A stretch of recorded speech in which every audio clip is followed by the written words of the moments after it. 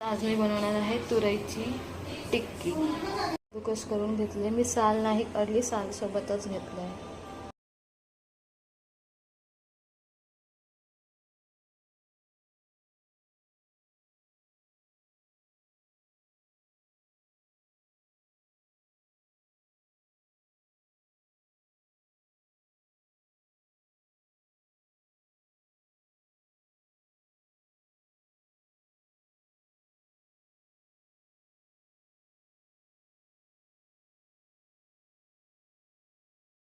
Friends, आता तुम्ही बघू शकता हे छान वाफल्या गेला आहे। आता मी याला फ्राय करणार आहे, पण मी गोड तेलामध्ये नाही फ्राय करणार आहे, मी प्युअर राईच्या तेलात फ्राय करणार आहे। सोडते आहे।